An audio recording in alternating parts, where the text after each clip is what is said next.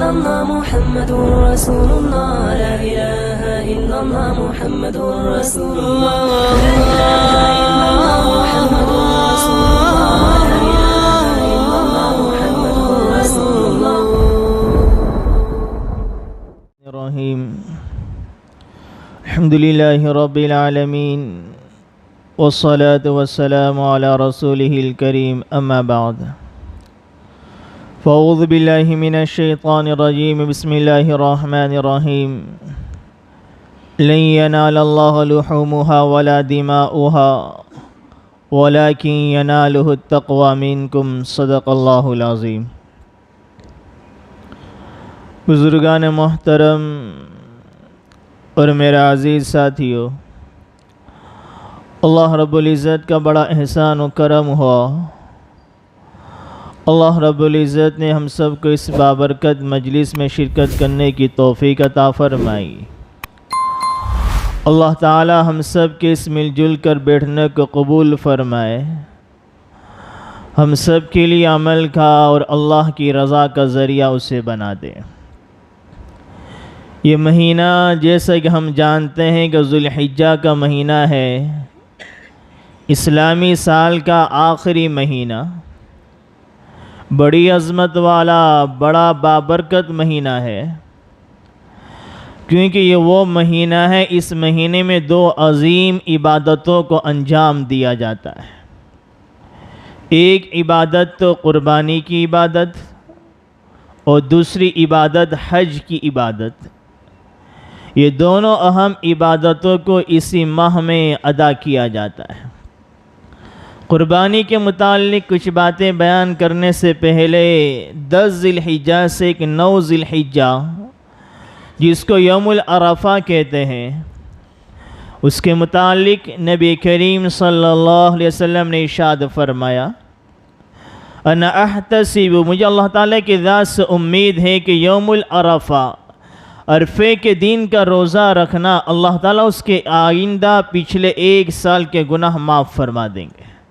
ایک دن کا روزہ، اللہ تعالیٰ کی ذات سے امید ہے کہ یہ روزہ آئندہ پچھلے 1 سال کے گناہ کا کفارہ بن جائے گا. کتنی بڑی فضیلت ہے یوم العرفہ کی، جس کو ہم عرفے کا دن کہتے ہیں. علماء کرام فرماتے ہیں اس کو یوم العرفہ عرفے کا دن کیوں کہا جاتا ہے؟ علماء کرام نے 3 اقوال کو 3 قول کو بیان فرمایا. ایک قول تو یہ ہے کہ حضرت ابراہیم علیہ السلام نے خواب دیکھا تھا کہ وہ اپنے بیٹے کو ذبح کر رہے ہیں 8 ذی الحجہ کو. اس خواب میں تردد ہوا، شکوک و شبہات ہوئے، شاید یہ اللہ کی طرف سے ہے یا نہ ہے، شکوک و شبہات میں پڑ گئے. 9 تاریخ کو پھر خواب دیکھا تو اس کو پہچان لیے کہ اللہ تعالیٰ کی طرف سے ہے. اسی مناسبت سے اس کو یوم العرفہ کہتے ہیں کہ اس میں معرفت ہو گئی تھی اس بات کی یہ حکم اللہ تعالیٰ کی طرف سے قربانی کا ہے. ایک قول تو علماء کرام یہ بیان فرماتے ہیں. دوسرا قول علماء کرام فرماتے ہیں کہ حضرت جبرائیل علیہ السلام نے حضرت ابراہیم علیہ السلام کو مناسک حج کے تمام عرفان اور ارکان اور افعال اسی دن میں سکھلائے تھے. اسی دن معرفت حاصل ہوئی تھی حضرت ابراہیم علیہ السلام کو مناسک حج کی. اسی مناسبت سے اس دن کو یوم العرفہ کہا جاتا ہے. تیسرا قول یہ ہے کہ اس دن کو یوم العرفہ اس لیے کہتے ہیں کہ یہ دن وہ دن ہوتا ہے 9 ذی الحجہ کو کہ تمام حاجی عرفات کے میدان میں جمع ہوتے ہیں، اور حج کا سب سے اہم رکن عرفہ کا وقوف ہے. الحج یوم العرفہ. اگر انسان حج کے تمام افعال انجام دے دے، تمام ارکان ادا کر لے، طواف کر لی، سعی کر لی، قربانی کر لی، مینا میں رکا، مزدلفہ میں گیا، حج کے تمام ارکان کو افعال کو کرتا چلا گیا، لیکن اگر حاجی عرفات کے میدان میں نہیں پہنچا اس کا حج قابل قبول نہیں ہوگا. تو 9 ذی الحجہ کو تمام حاجی عرفات کے میدان میں پہنچتے ہیں. اسی مناسبت سے اس کو یوم العرفہ کہا جاتا ہے. 3 اقوال علماء کرام نے بیان فرمائے. تو 9 ذی الحجہ کا دن بڑا دن ہے. اس سے پہلے کہ یہ جو ایام چل رہے ہیں یہ بھی شب و روز بڑے غنیمت ہیں.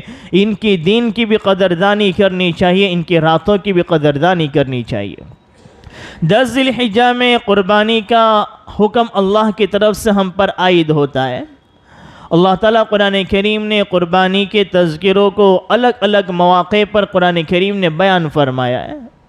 ایک جگہ اللہ تعالیٰ فرماتے ہیں وَلِكُلِّ أُمَّةٍ جَعَلْنَا مَنْسَكًا، صرف اسی امت پر قربانی نہیں، اس سے پہلے جتنی امتیں گزری ہر امت میں قربانی کا رواج رہا ہے، بلکہ پچھلی امتوں کو، پچھلی نبیوں کو چھوڑ دیے آج اس دور میں جتنے مختلف مذاہب ہیں ان مذاہبوں میں الگ الگ قسم کی الگ الگ اعتبار سے قربانی وہ اپنے معبودوں کے سامنے پیش کرتے ہیں۔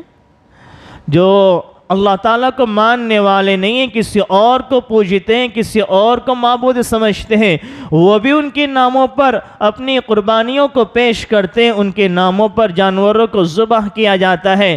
تو انسان کی فطرت ہے، وہ انسان یہ چاہتا ہے میں جس سے محبت کرتا ہوں، جو میرا خالق ہے، جو میرا مالک ہے، جو میرا رب ہے، جس کی میں عبادت کرتا ہوں، جس کی میں بندگی کرتا ہوں، جس کے حکم کے مطابق میں زندگی گزارتا ہوں، میرا جان، میرا مال، سب کچھ اس کے حکم کے مطابق لگتا چلا جائے۔ انسان اپنے مال کو لگا رہا ہے اللہ کی مرضیات کے مطابق، اپنی زندگی کے اوقات کو لگا رہا ہے، لیکن حتی الامکان انسان جس سے محبت کرتا ہے اس کی طبیعت یہ چاہتی کہ میں سامنے والے کے لیے اپنی جان بھی قربان کر دوں، لیکن اللہ تعالیٰ نے اسی کا بدل قربانی کی شکل میں دے دیا ہے کہ اللہ کی بندگی میں، اللہ کی محبت میں، اللہ کے عشق میں تمہیں اپنی جانوں کا نذرانہ پیش نہیں کرنا ہے، تم جانوروں کو ذبح کر دو، سمجھا جائے گا تم نے اپنی جانوں کو اللہ کے سامنے پیش کر دیا۔ اللہ تعالیٰ نے انسان کو مخدوم بنایا اور انسان کے علاوہ جتنی مخلوقات ہیں ان تمام کو خادم بنایا۔ خادم کہتے ہیں خدمت کرنے والا، مخدوم کہا جاتا ہے جس کی خدمت کی جائے۔ اللہ نے انسان کو مخدوم بنایا، دنیا میں تمام مخلوقات کو انسان کا خادم بنایا۔ پھر اس دنیا میں دو طرح کے مخلوق ہیں، ایک مخلوق تو وہ ہے جو جاندار ہے اور ایک مخلوق وہ ہے جو بے جان ہے۔ انسان ان دونوں چیزوں سے فائدہ حاصل کرتا ہے، انتفاع کرتا ہے۔ جو بے جان ہے ان سے بھی فائدہ حاصل کرتا ہے اور جو جاندار ہے ان سے بھی فائدہ حاصل کرتا ہے۔ اس کی نوعیت الگ الگ ہوتی ہے، کبھی کسی جانور پر سواری کے ذریعے فائدہ حاصل کرتا ہے، کبھی کسی جانور پر سامان کو بوجھ لاد کر اس سے فائدہ حاصل کرتا ہے، کبھی کسی جانور کے بالوں کو کاٹ کر اس سے فائدہ کو حاصل کیا جاتا ہے، کبھی کسی کے جانوروں کے چمڑے کو نکال کر اس کو چپل، بوٹ، شوز وغیرہ کے بنا کر انسان اس سے فائدہ حاصل کرتا ہے کہ وہ سب سے اہم فائدہ جانوروں کا استعمال کرنے کا ان کا گوشت ہے، ان کو ذبح کر کر ان کے گوشت کو استعمال کیا جاتا ہے۔ اللہ تعالیٰ نے انسانوں کے علاوہ جتنے جانور زمینوں پر چلتے ہیں اگر ہم ان کو دیکھیں تو دو طرح کے جانور ہیں۔ ایک جانور تو اللہ نے اس قسم کے بنائے ہیں، وہ گھاس پھوس کھاتے ہیں، ان کے دانتوں کی بناوٹ، ان کا جسم کی صلاحیت اللہ نے ایسی نہیں رکھی ہے وہ گوشت کو چبا سکے، ان کے دانت یا گوشت کو کھا سکے۔ ایک جانور تو وہ ہے، اور زمین پر چلنے والے جانوروں میں سے ایک جانور کی قسم وہ ہے اللہ نے ان کی دانتوں کی بناوٹوں کو، ان کے جسم کو، ان کو ایسے صلاحیت بنایا وہ کڑک اور سخت چیزوں کو کھاتے ہیں، گوشت کو کھاتے ہیں، اور گھاس پھوس کو نہیں کھاتے ہیں۔ اللہ تعالیٰ نے انسان کے منہ کا ڈھانچہ، اس کے دانتوں کا ڈھانچہ، انسان کی جسم کا ڈھانچہ وہ اس طرح سے بنایا ہے یہ گھاس پھوس سبزیاں بھی کھا سکتا ہے، یہ گوشت بھی چبا سکتا ہے۔ اللہ نے جب بنانے والے نے اس قسم کو انسان کو بنایا ہے، پھر دنیا والے یہ کہیں اسلام پر اعتراض کرتے ہوئے کہ جانوروں کو ذبح کرنا، اس کا گوشت کھانا یہ انسانیت کے خلاف ہے۔ جس بنانے والے نے اجازت دی ہے، جو خالق ہے، جو مالک ہے، اگر وہ اجازت دے رہا ہے، اسی نے حکم بھی دیا ہے تو اس کو استعمال کرنا یہ انسان کی فطرت کے خلاف نہیں ہوگا۔ آج بہت سے مسلمان بھی شریعت کے حکم کو اپنی عقل کی ترازو میں تولنے کی کوشش کرتے ہیں۔ نعوذ باللہ، ہم اتنے ہوشیار ہو گئے، ہم اتنے عقل مند ہو گئے، ہم اتنے سمجھدار ہو گئے، ہمارے پاس اتنا علم آ گیا، ہمارے پاس اتنی ڈگریاں آ گئی، نعوذ باللہ ہمارے پاس اتنی صلاحیتیں آ گئی کہ قرآن کے احکامات کو، اللہ کے احکامات کو، نبی کے احکامات کو اپنے عقل کی ترازو میں تولتے ہیں، اپنے علم کے ترازو میں تولتے ہیں۔ جب ہماری عقل میں سمجھ میں آئے گا تو ہم عمل کریں گے، ورنہ بڑی آسانی سے ایک مسلمان کی زبان سے یہ جملہ نکلتا ہے، شریعت کا مسئلہ، یہ مسئلہ میری سمجھ میں نہیں آتا، قرآن کا یہ مسئلہ، قرآن کا حکم یہ میری سمجھ میں نہیں آتا۔ نعوذ باللہ ہمارا علم اللہ کے علم سے زیادہ ہو گیا ہے، ہماری سوچ، ہماری سمجھ اللہ اس کے رسول سے بھی آگے بڑھ گئی ہے۔ ہمارا رویہ یہ ہونا چاہیے جو صحابہ کرام کا رویہ تھا، سمعنا و اطعنا، ادھر اللہ کا کلام سنتے تھے، نبی کی زبان مبارک سے ارشادات کو سنتے تھے، سمعنا و اطعنا، ادھر سنا، دوسری طرف ان کے عمل و احکام کے مطابق ہوتے چلے جاتے تھے۔ شراب کا حکم نازل ہوا، شراب کا کاروبار ہے، بہت سے صحابہ کرام ہے انہوں نے اپنی پوری زندگی شراب پر لگا دی، اپنی پوری پونجی لگا دی، ان کا پورا بزنس اسی پر لگا ہوا ہے۔ شراب کی حرمت نازل ہو گئی، ایک صحابی نے یہ نہیں کہا یا رسول اللہ اگر میں نے اس کو خراب کر دیا، اس کو بہا دیا، میں سڑک پر آ جاؤں گا، میں روڈ پر آ جاؤں گا، میرے بیوی بچے بھوکے مر جائیں گے، اس کے علاوہ دوسرا میرے پاس کوئی کاروبار بھی نہیں ہے۔ کسی صحابی نے نہیں کہا، فوراً اپنے تمام کاروبار کو بند کر دیا، لاکھوں کی شرابوں کو بہا دیا۔ اسے کہتے ہیں ایمان، اسے کہتے ہیں اسلام، اسے کہتے ہیں اطاعت، اور اسے کہتے ہیں اللہ تعالیٰ کے حکم کے مطابق زندگی گزارنا۔ سمعنا و اطعنا، ہم شریعت کے احکام کو اپنی عقل کی ترازو میں تولنے کی کوشش نہ کرے، اللہ اس کے رسول کے احکامات کو اپنے علم کی ترازو میں تولنے کی کوشش نہ کرے، ہم اللہ اس کے حکم کے مطابق زندگی گزارنے والے بنے۔ آج مسلمان بھی دوسروں کو دیکھا یہ کہہ رہے ہیں کہ جانوروں کو لاکھوں کروڑوں کے جانور ذبح کیے جا رہے ہیں، وہی روپیہ اگر جمع کر کے کوئی ہاسپٹل بنائی جاتی، کوئی مسلمانوں کے لیے اسکول بنائی جاتی، کتنا فائدہ ہوتا۔ کتنا خوبصورت جملہ دیکھنے میں نظر آتا ہے۔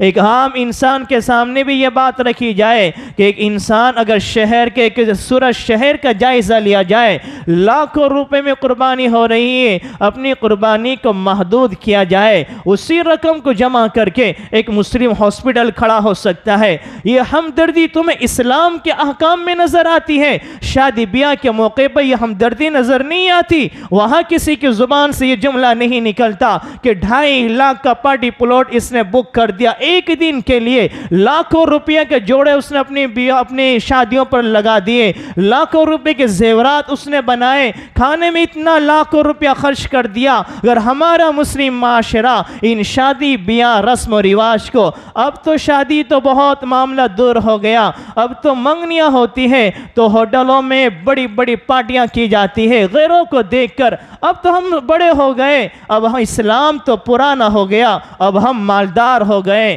اب ہمارے پاس علم آ گیا، اب ہمارا شمار غریبوں میں نہیں ہے، اب ہمارے گھروں کی بچوں کی منگنیاں مسلمان کے رواج کے مطابق نہیں ہوگی، ہماری منگنیاں تو رنگ منگنی ہوگی، ہوٹلوں میں ہوگی، غیروں کے طریقے کے مطابق ہوگی، ہماری شادی بیاہ اسلام کے مزاج کے مطابق نہیں ہوگی۔ شادی بیاہ کے موقع پر، گھومنے تفریح کے موقع پر ہزاروں لاکھوں روپے کو خرچ کیا جا رہا ہے، وہاں کوئی ہمدردی نظر نہیں آتی۔ اور جہاں اسلام کا حکم آتا ہے، زکوٰۃ کا معاملہ ہو، قربانی کا معاملہ ہو، حج کا معاملہ ہو، وہاں اس طرح کے جملوں کو کسا جاتا ہے اور مسلمانوں کو بہکایا جاتا ہے۔ یہ غلط جملے ہیں۔ اللہ تعالیٰ قرآن کریم میں فرماتے ہیں، ہمارے نبی نے فرمایا کہ قربانی کے ان 3 دن میں سب سے افضل عمل جو ہے وہ اللہ تعالیٰ کی نظر میں قربانی کو پیش کرنا ہے۔ نبی کریم صلی اللہ علیہ وسلم نے حجۃ الوداع کے موقع پر 100 اونٹ منگوائے تھے، 100 اونٹ ذبح کے لیے۔ اور قربانی کا مسئلہ یہ نہیں ہے کہ ہم ایک ہی قربانی کر لے ادا ہو گئی، وہ تو ایک واجب ادا ہوا۔ اگر اللہ نے آپ کو وہ صلاحیت دی ہے کہ اگر آپ 5 ذبح کر سکتے ہو تو آپ 5 بکرے 5 جانور ذبح کرو، یہ تو ایک کے بدلے ایک، یہ تو ادنا درجہ ہے کہ ایک انسان کے بدلے ایک قربانی کرنا یہ تو ادنا درجہ ہے، اعلیٰ درجہ آپ اپنی حیثیت کے مطابق اپنے رب کے سامنے جتنی قربانیاں پیش کرنا چاہے پیش کر سکتے ہیں۔ ہمارے نبی کی عمل ہمارے سامنے موجود ہے۔ 100 اونٹ قربانی کے لیے ہمارے نبی نے منگوائے، وہ 63 اونٹ کو اپنے ہاتھوں سے ذبح فرمایا۔ ہم اسلام کو سمجھیں، اللہ کے احکامات کو سمجھیں، اپنے آپ کو اسلام سے، قرآن کریم سے وابستہ کرے اور قرآن کریم کے احکامات کے مطابق زندگی گزارنے والے بنے۔ قربانی کن لوگوں پر واجب ہوتی ہے؟ جن پر صدقہ فطر واجب ہوتا ہے ان پر قربانی بھی واجب ہے۔ زکوٰۃ کا مسئلہ الگ ہے، زکوٰۃ کا مسائل الگ ہے، صدقہ فطر کے مسائل الگ ہے۔ جن لوگوں پر صدقہ فطر واجب ہے ان لوگوں پر قربانی بھی واجب ہے۔ ہمارے اندر قربانی کے، ہمارے ماحول میں قربانی کے عمل میں بھی بڑی کوتاہی سمجھی جاتی۔ ایک انسان صدقہ فطر تو نکال ہی لیتا ہے، لیکن جہاں قربانی کی بات آتی ہے وہ کہتا ہے مجھ پر قربانی واجب نہیں۔ ہم علماء کرام سے رجوع تو کریں، ان سے پوچھیں تو صحیح مفتیان کرام کے سے کہ میری زندگی یہ ہے، میرے پاس اتنا مال ہے، اتنا سونا ہے، اتنی چاندی ہے، تجارت کا اتنا مال ہے، میرے پاس قربانی واجب ہوگی یا نہ ہوگی؟ ایک بڑا مجمع ہے، خاص طور پر ایک نوجوان کا مجمع جو بغیر شادی شدہ ہے، ان کے پاس اپنا پرسنل بینک بیلنس موجود ہے، ان کے ماں باپ قربانیاں کر رہے ہیں، وہ سمجھتے ہیں ہمارے ماں باپ قربانی کر رہے ہیں، ہماری قربانی بھی ادا ہو جائے گی۔ اسی طریقے سے مستورات کا، بیوی کا مسئلہ ہے کہ شوہر ایک بکرا لے کر آ گیا، بیوی کے پاس زیورات ہے، سونا چاندی ہے، پیسہ ہے، خود اپنی صاحب نصاب ہے، اس پر قربانی واجب ہے، اور وہ سمجھتی ہے میرے شوہر نے قربانی کر لی، اس کا بکرا میرا بکرا، تو میری بھی قربانی ادا ہو گئی۔ ہم مسائل کو پوچھیں کہ ہمارا مسئلہ کیا ہے، قربانی کا مسئلہ کیا ہے؟ اگر ہم پر قربانی واجب ہے پھر بھی ہم نے ادا نہیں کیا، اللہ کے بارگاہ میں ہم گنہگار ہوں گے۔ ایک کوتاہی ہمارے معاشرے میں یہ بھی پائی جاتی ہے کہ ایک لڑکا ہے، نوجوان ہے، وہ خود کا اس کا بزنس ہے، کاروبار ہے، اور اس کے ماں باپ بوڑھے ہیں، اس کے ماں باپ کے پاس کچھ بھی پیسہ نہیں۔ وہ لڑکا بکرا لے کر آتا ہے، بھئی کس کی طرف سے قربانی کرو گے؟ اپنے ماں باپ کی طرف سے کریں گے۔ تو تمہاری، اگر میں اپنی طرف سے کروں گا تو میرے امی ابا ناراض ہو جائیں گے، ان کو خراب لگے گا۔ ایسے حج کا معاملہ، ایک انسان کے ماں باپ بوڑھے ہیں، ان کے پاس کوئی پیسہ، اپنا پرسنل ذاتی پیسہ نہیں، لیکن ایک لڑکا ہے، کماتا ہے، اس میں اتنا پیسہ جمع کر لے، اس پر حج فرض ہے، لیکن وہ اپنے پیسے سے اپنے بوڑھے ماں باپ کو پہلے بھیجتا ہے۔ لوگ کیا کہیں گے، معاشرہ کیا کہے گا؟ پوری زندگی ہم نے یہی کہا لوگ کیا کہیں گے، معاشرہ کیا کہے گا۔ ہم کبھی یہ تو سوچنے والے بنے، زبان سے یہ جملے تو نکالیں، میرا رب کیا کہے گا، میرا نبی مجھے قیامت میں کیا کہے گا۔ لوگوں نے تو نہ بروں کو چھوڑا ہے نہ اچھوں کو چھوڑا ہے، دنیا والوں نے تو لوگوں کی بات تو کیا، دنیا والوں نے تو نبیوں کو بھی نہیں چھوڑا ہے۔ نبی کے دشمن بھی بنے ہیں، جانی دشمن بھی بنے ہیں، ہر طرح کے دشمن بھی بنے ہیں، ان کے سامنے بھی ان کو برا بھلا کہا، ساحر کہا، مجنون کہا، پاگل کہا، ان کے پیٹھ پیچھے بھی برائی کی۔ اگر ہم یہ سوچتے رہے میں اتنا اچھا انسان بنوں، ایسی زندگی گزاروں کہ کوئی انسان مجھ سے ناراض نہ ہو، ہر انسان مجھ سے خوش رہے، کوئی میرا دشمن نہ ہو، کوشش کرنی چاہیے۔ لیکن دنیا میں دوست بھی ہوتے ہیں، دشمن بھی ہوتے ہیں۔ کبھی آپ کی اچھی برائی کو دیکھ کر واقعی میں کوئی آپ سے نفرت کرتا ہے، کبھی آپ کی اچھائی کو دیکھ کر، آپ کی ترقی کو دیکھ کر، آپ کی نعمتوں کو دیکھ کر حسد کی آگ میں جل کر آپ سے نفرت اور دشمنی کرنے والا بنتا ہے۔ تو ہم دنیا کی نظروں میں اچھا بننے کی کوشش کرنے کے بجائے ہم اس کی کوشش کریں کہ میں میرے رب کی نظر میں اچھا بن جاؤں۔ ایک انسان کے پاس مال ہے لیکن وہ خود حج میں نہیں جا رہا، اپنے بوڑھے ماں باپ کو بھیج رہا ہے، اگر یہ مر گیا اس کے ذمہ حج فرض تھا، اللہ کے یہاں یہ گنہگار ہوگا۔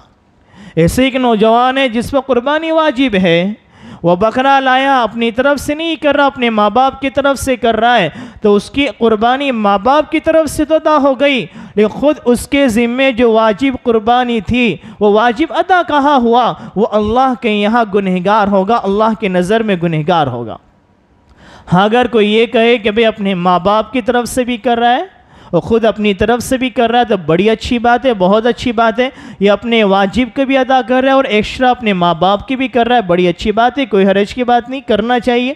لیکن اپنی چھوڑ کر اپنے ماں باپ کی کرے یا اپنی قربانی کے علاوہ مرحومین کی قربانی کرے تو یہ شخص بھی گنہگار ہوگا. اسی طریقے سے جو بچے نابالغ ہیں، چھوٹے بچے ہیں، چاہے ان کے پاس مال ہو یا نہ ہو، ان پر قربانی واجب نہیں.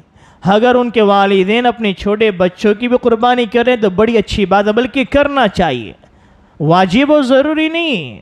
لیکن اگر اللہ نے مال دیا ہے، وسعت دی ہے، آپ بڑا جانور لے کر آ گئے، بڑے میں 7 حصے ہوتے ہیں، تو آپ اپنا حصہ